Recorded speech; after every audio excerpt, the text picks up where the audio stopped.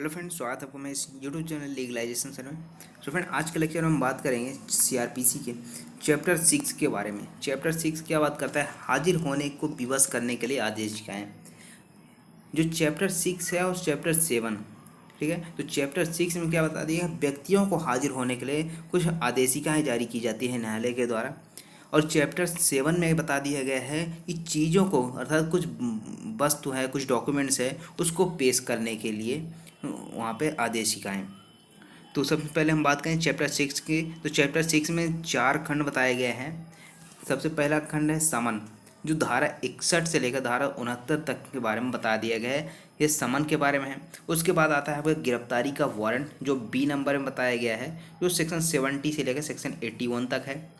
उसके बाद खंड ग है, अर्थात सी नंबर है उद्घोषणा, अर्थात प्रोक्लेमेशन एंड अटैचमेंट। जो उद्घोषणा से संबंधित है, उद्घोषणा का मतलब सामान्य वारंट का जो निष्पादन नहीं हो पा रहा है, ठीक है ना, तब वहाँ पर न्यायालय क्या कर सकता है? उद्घोषणा जारी करता है। इसको हम डिटेल में पढ़ेंगे। उसके बाद डी नंबर आता है कि आदेशिकाओं संबंधित कुछ नियम बताए गए हैं। तो यहाँ पे 4 पार्ट में है, जिसको आज हम फर्स्ट हम कवर करेंगे समन, कि समन क्या होता है। समन यहाँ पे बात करें तो एक आदेशिका होती है, एक नोटिस होता है किसी विटनेस को या फिर किसी व्यक्ति को न्यायालय के द्वारा, कि उस व्यक्ति को क्या करना है, वहाँ पे हाजिर होना है। उसमें जो भी डेट लिखी है, जो भी टाइम लिखा है, उस टाइम और डेट में वहाँ पे उपस्थित होना है। ये बताया गया आपको। ये होता है आपका समन, जो सेक्शन 61 से 69 तक में बताया गया। चलिए स्टार्ट करते हैं आज का सेशन। इस वीडियो को लाइक करें, हमारे चैनल को सब्सक्राइब कर बेल आइकन जरूर प्रेस करें हमारी न्यू वीडियो सबसे पहले देखने के लिए। तो यहाँ पर हम बात करें समन, जो सेक्शन 61 से 69 तक में बताया गया है। अब समन क्या होता है वो तो मैंने बता दिया है कि कोर्ट का एक नोटिस होता है, ठीक है ना। तो एक समन तो ये होता है, और दूसरा समन क्या होता है? एक इस तरह का समन रहता, लिखा रहता है। इसका मतलब होता है एक समझौता, ठीक है ना। तो यहाँ पर ये वाला सा है, मतलब कि यहाँ पे एक नोटिस है, और इस वाले सा का मतलब क्या है? इस वाले समन में यहाँ पे एक मतलब समझौता होता है, एक राजीनामा होता है आपका। तो ये कहलाता है आपका समन, ठीक है। वो यहाँ पर हम बात करें समन का प्रारूप कैसा रहेगा, तो न्यायालय द्वारा इस संहिता के अधीन जारी किए गए प्रत्येक समन, ठीक है, न्यायालय द्वारा इस संहिता के अधीन जितने भी समन जारी किए जाते हैं, तो उसमें जो भी प्रत्येक समन कैसा होगा? लिखित में होगा, 2 प्रतियों में होगा, और न्यायालय के पीठासीन अधिकारी द्वारा, अर्थात जो न्यायालय का प्रिसाइडिंग ऑफिसर है उसके द्वारा या अन्य ऐसे अधिकारी द्वारा जिसे उच्च न्यायालय इस नियम द्वारा समय समय पर विनिर्दिष्ट करे, हस्ताक्षरित होगा और उस पर न्यायालय की मुद्रा लगी होगी, ठीक है। तो समन का प्रारूप इस तरह का कुछ होगा, जिसमें पहला आपको याद रखना है कि प्रत्येक समन लिखित में होगा, दूसरा कि 2 प्रतियों में होगा, तीसरा है आपका कि हस्ताक्षरित होगा, ठीक है ना, जो भी है। उसके बाद फोर्थ पॉइंट आपका क्या है कि उस न्यायालय की मुद्रा लगी होगी जिस न्यायालय के द्वारा ऐसा समन जारी किया गया है। तो ये 4 चीज़ें आपको ध्यान रखनी है कि समन के प्रारूप के अंतर्गत ये रहेगा, ठीक है। तो यहाँ न्यायालय जितने भी प्रकार, मतलब जिस न्यायालय के द्वारा भाई समन जारी किया जाता है, तो इससे इसी तरह जारी किया जाएगा, ठीक है ना। 2 प्रतियों में, लिखित में, हस्ताक्षरित और न्यायालय की मुद्रा, ये सारी चीज़ें रहेगी। अब यहाँ पे समन के प्रारूप तो हो गया। अब समन की तामील कैसे की जाएगी? तामील का मतलब होता है कि समन दिया कैसे जाएगा किसी व्यक्ति को, नोटिस किस प्रकार से दी जाएगी। तो यहाँ पर सेक्शन 62 में बता दिया गया कि समन की तामील कैसे की जाएगी। तो इसका फर्स्ट क्लॉज है कि प्रत्येक समन की तामील पुलिस अधिकारी द्वारा ऐसे नियमों के अधीन जो राज्य सरकार इस निमित्त बनाए, उस न्यायालय के जिसने वह समन जारी किया है, किसी अधिकारी द्वारा या अन्य लोक सेवक द्वारा की जाएगी। अब यहाँ पे तामील किसके द्वारा की जाएगी? या तो पुलिस ऑफिसर के द्वारा की जाएगी, या फिर ऐसे नियमों के अधीन, यदि मान लीजिए राज्य सरकार ने कोई ऐसा नियम बनाया है तो उस नियम के अधीन तामील की जाएगी। तो उस न्यायालय के जिसने वो समन जारी किया है, किसी अधिकारी द्वारा या अन्य लोक सेवक द्वारा की जाएगी, ठीक है। तो यहाँ पर या तो किसी अधिकारी द्वारा की जाएगी उस समन की तामील, या फिर अन्य लोक सेवक द्वारा की जा सकती है समन की तामील।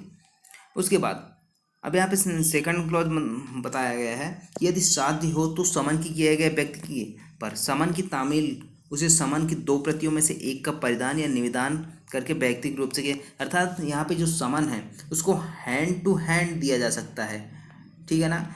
अर्थात हाथों हाथ उसको क्या किया जा सकता है, समन दिया जा सकता है यदि ऐसा पॉसिबल है तो, ठीक है ना। तो यहाँ पर हैंड टू हैंड के बारे में सामान बता दिया गया है, ठीक है ना। व्यक्तिगत रूप से यहाँ पे 2 प्रतियों में से 1 प्रति उसको दी जाएगी, ठीक है। तो यहाँ पे पूछा जाता है हैंड टू हैंड जो सामान दिया जाता है उसका प्रोविजन कहाँ पे बताया गया है, तो सेक्शन 62 ऑफ CRPC ये सब क्लॉज 2 में बताया गया है।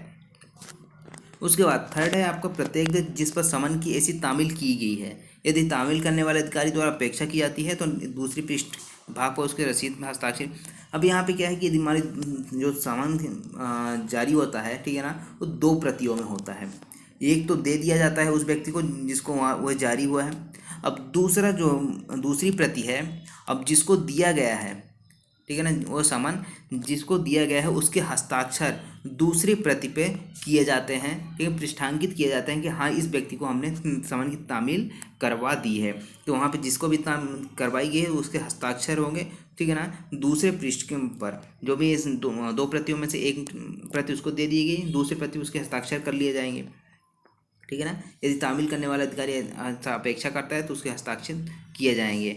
उसके बाद सेक्शन 63 निगमित निकायों और सोसाइटियों पर समन की तामील। अब वहाँ पर अब जो सर्विस ऑफ समन्स है वो कहाँ पे की जानी है, जो कॉर्पोरेट बॉडीज होती है और या फिर सोसाइटी है, वहाँ पे जब समन की तामील होगी तो किस प्रकार से होगी, तो किसी निगम पर समन की तामील निगम के सचिव, स्थानीय प्रबंधक या अन्य प्रधान अधिकारी पर तामील करके की जा सकती है। अब मान लीजिए कोई निगम है, ठीक है ना, वहाँ पर सामान की तामील करनी है तो वो निगम के जो भी सचिव होगा उसको दिया जा सकता है, सामान तामील की करवाई जा सकती है। या फिर वहाँ के जो स्थानीय प्रबंधक होता है, ठीक है, लोकल वहाँ पे मैनेजमेंट रहता है वहाँ पे, उनको दिया जा सकता है। या फिर अन्य जो प्रधान ऑफिसर होते हैं, मतलब कि जो ऑफिसर्स हैं, ठीक है ना, प्रधान अधिकारी हैं वहाँ के, उनको वहाँ पे देकर सामान वहाँ पे तामील करवाई जा सकती है। अब यहाँ पे एक दूसरा पॉइंट है कि भारत के निगम के मुख्य अधिकारी के पते पर रजिस्ट्री के डाक द्वारा भेजे गए पत्र द्वारा की जा सकती है। अब यहाँ पे जो भारत का निगम है उसके जो मुख्य अधिकारी हैं उनके रजिस्टर्ड पते पर भी क्या किया जा सकता है, सामान की तामील करवाई जा सकती है। रजिस्ट्री की जो डाक होता है उसके द्वारा पत्र के द्वारा भी करवाया जा सकता है सामान की तामील। उसके बाद सेक्शन 64 क्या कहता है कि जब सामान किए गए व्यक्ति ना मिल सके तब तामील। अब वहाँ पर ऊपर तो हमने पढ़ा कि सामान की तामील जाके करवाना है वहाँ पे, ठीक है, सचिव हैं तो वहाँ पे करवा देने। तो अब मान लीजिए जिसको समन किया जाना है वो है व्यक्ति गए सामान लेके, ठीक है, सामान की 2 प्रति होती है उसको लेके गए, जो भी ऑफिसर लेके जा रहे हैं। अब वह व्यक्ति जिसको देना है वह व्यक्ति ही नहीं मिला, तब यहाँ पर इन सामान की तामील किस प्रकार की जाएगी। तो जब समन किया गया व्यक्ति समय तत्परता अर्थात उसको पूरी तरह ढूंढने के बाद मतलब कि पूरा ढूंढा कहाँ कैसे क्या रहता है, उसके पते पर गए, अब वहाँ पर मिला ही नहीं हुआ व्यक्ति, ठीक है ना। तब वहाँ पर सामान की तामील 2 प्रतियों में से 1 को उसके कुटुंब के उसके साथ रहने वाले किसी वयस्क पुरुष सदस्य के पास उस व्यक्ति के लिए छोड़कर की जा सकती है।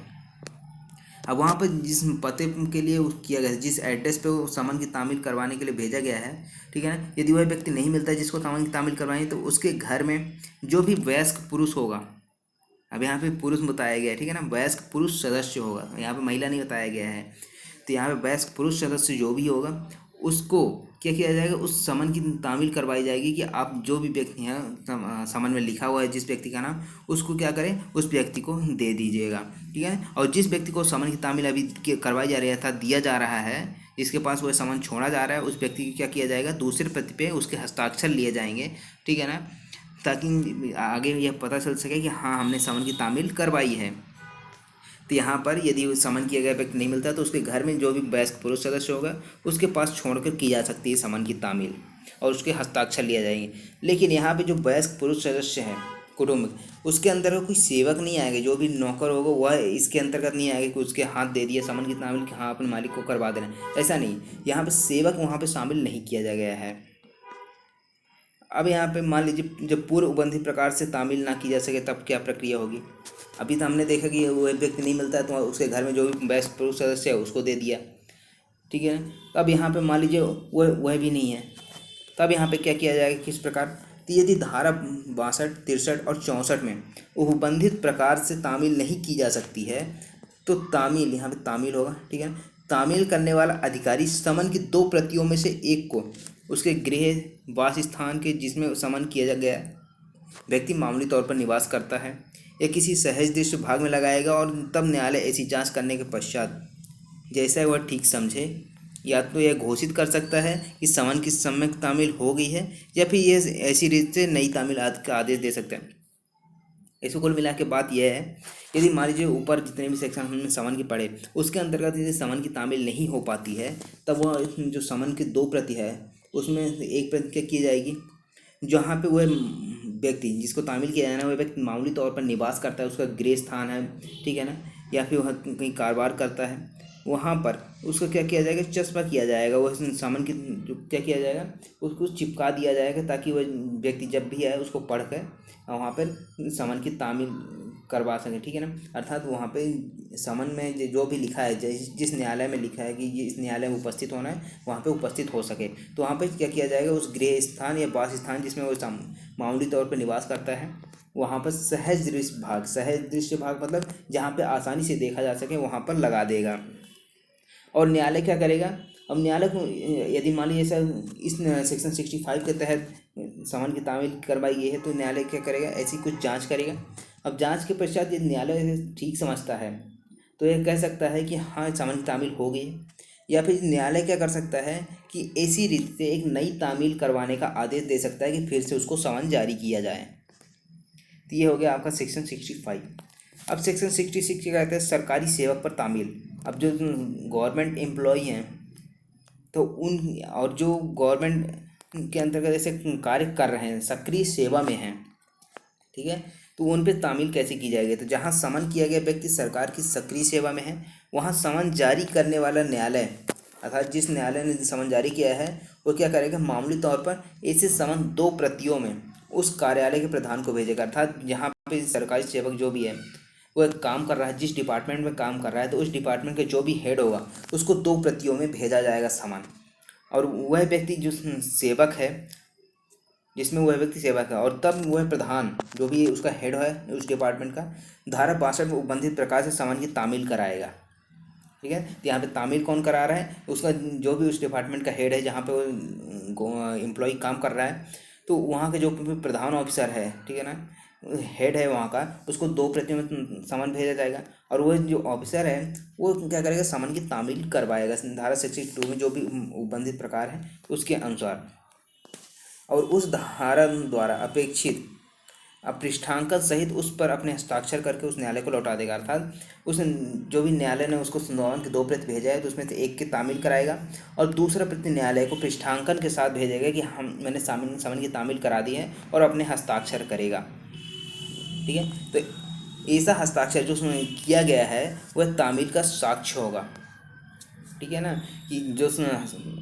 इसमें तामील करवाई गई है उसमें प्रधान ऑफिसर के द्वारा, प्रधान अधिकारी के द्वारा, जो उस डिपार्टमेंट का हेड था उसने हस्ताक्षर किया है, हस्ताक्षर करके पृष्ठांकन सहित न्यायालय को वापस लौटा दी एक प्रति। तो वहाँ पर जब एक प्रति वापस की गई है जिसमें हस्ताक्षर किया गया है, तो वह क्या समझा जाएगा, सम्यक तामील का एक साक्ष्य के रूप में माना जाएगा कि हाँ उसने तामील करवा दिया है। ये तो हो गया। अब मान लीजिए जो न्यायालय है अभी तक तो सीमाओं के अंदर समन की तामील करवा रहे थे, समन जारी कर रहे थे। अब यहाँ पर मान लीजिए जो समन भेजना है, समन जारी करना है, वो स्थानीय सीमाओं के बाहर जारी करना है, ठीक है ना। तो मान लीजिए जो किसी न्यायालय की स्थानीय सीमा यहाँ तक है, ठीक है ना, और इसको समन कहाँ जारी करना है, दूसरे ज़िले, दूसरे राज्य या फिर जहाँ कहीं भी है वहाँ पर ये जारी करना है। तो किस प्रकार किया जाएगा, तो जब समन की तामील न्यायालय के अधिकारिता से बाहर करना हो तो न्यायालय समन की 2 प्रति उस मजिस्ट्रेट को भेजता है जिसकी स्थानीय अधिकारिता के अंदर उसकी तामील की जानी है या फिर समन किया गया व्यक्ति निवास करता है। अर्थात ए नाम का जो कोर्ट है वो बी नाम के अधिकारिता वाले कोर्ट के पास, जो यहाँ पे जो भी मजिस्ट्रेट है और इसके मजिस्ट्रेट के अधिकारिता में जो व्यक्ति निवास करता है, इसके लिए समन जारी किया जाएगा। 2 प्रतियों में इस मजिस्ट्रेट को भेजा जाएगा न्यायालय के द्वारा, और यह मजिस्ट्रेट क्या करवाएगा, इसमें जो भी व्यक्ति है उसको तामील करवाएगा समन की, अर्थात उसकी सूचना देगा। वहाँ पे जो भी समन 2 प्रतियों में जारी किया गया तो 1 प्रति उसको देगा, 1 प्रति पृष्ठांकन सहित इसको लौटाएगा, ठीक है। तो यहाँ पर ये हो गया। अब यहाँ पे क्या है, अब 68 में ऐसे मामलों में और जब तामील करने वाला अधिकारी उपस्थित ना हो तब तामील का सबूत। अब मान लीजिए जिस ऑफिसर ने समन की तामील तो करवाई थी लेकिन स्थानीय अधिकारिता से बाहर, लेकिन वह जो जिसने तामील करवाया था वह अधिकारी उपस्थित नहीं है, तो वो क्या तो यहाँ पे कैसे पता चलेगा कि उसने समन की तामील करवाई है? तब यहाँ पर जब समन की तामील स्थानीय अधिकारिता से बाहर किया गया हो और वह अधिकारी जिसने समन की तामील की है तो मामले की सुनवाई के समय उपस्थित नहीं रहता। जब मामले की सुनवाई चल रही है तो उस समय उपस्थित नहीं है, तब यहाँ पर मजिस्ट्रेट के समक्ष वो क्या करेगा, एक शपथ पत्र देगा कि उसने क्या किया है, समन की तामील करवा दिया था, ठीक ना, समन की तामील हो गई है और समन की दूसरी प्रति जिसका उस व्यक्ति द्वारा जिसके समन परिदत्त किया गया है, अर्थात जिसने समन लिया था उसका, जिसके पास उसने समन छोड़ा था, उस व्यक्ति की क्या करेगा, दूसरे प्रति पर उसके हस्ताक्षर लेगा, ठीक है ना, और ये जो भी हस्ताक्षर है ये सब सारी चीज़ें शपथ पत्र में लिखेगा। तो वह जो शपथ पत्र होगा वह उसका एविडेंस माना जाएगा कि हाँ उसने समन की तामील करवाई है, ठीक है। ये हो गया, ये स्थानीय अधिकारिता से बाहर के दो सेक्शन यहाँ पे बताए गए समन के, सेक्शन 67 और 68। ये 67 क्या करता है, स्थानीय सीमाओं से बाहर समन की तामील कैसे की जाएगी, तो मजिस्ट्रेट को भेजा जाएगा 2 प्रतियों में।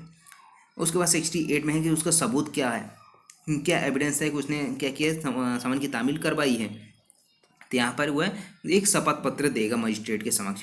उसके बाद सेक्शन 69 क्या है कि जो विटनेसेस हैं उनको डाक द्वारा भी समन किया जा सकता है, ये बताया गया यहाँ पर। तो पूर्ववर्ती धाराओं की किसी बात के होते हुए भी, अर्थात ऊपर जो हमने पढ़ा सेक्शन 61 से लेकर सेक्शन 68 तक के प्रोविजन, उन सब के होते हुए भी साक्षी के लिए समन जारी करने वाला न्यायालय ऐसा समन जारी करने के अतिरिक्त और उसके साथ साथ, अर्थात जो समन जारी करना है उसके अतिरिक्त भी कर सकता है, या फिर उसके साथ में ये ऑर्डर कर सकता है कि जो विटनेस है उसको समन की एक प्रति की तामील साक्षी के उस स्थान के पते पर जहां वह मामूली तौर पर निवास करता है या कारोबार करता है रजिस्ट्री के डाक द्वारा भेजी जाए, ठीक है ना। तो यहाँ पे न्यायालय क्या कर सकता है, नोट ऑर्डर कर सकता है कि जो भी ऊपर हमने प्रोविंस पढ़े उसके द्वारा समन भेजा जा रहा है। अब उसके अतिरिक्त या फिर उसके साथ साथ क्या किया जाए, जो विटनेस हैं उनको रजिस्टर्ड जो डाक होते हैं, रजिस्ट्री की डाक है उसके द्वारा भी उसके एड्रेस पर, विटनेस के एड्रेस पर या फिर जहाँ पे वो कारोबार करता है वहाँ पर एक समन भेजा जाए, समन की एक प्रति भेजी जाए, ठीक है। तो ये हो गया आपका witness to summon to witnesses.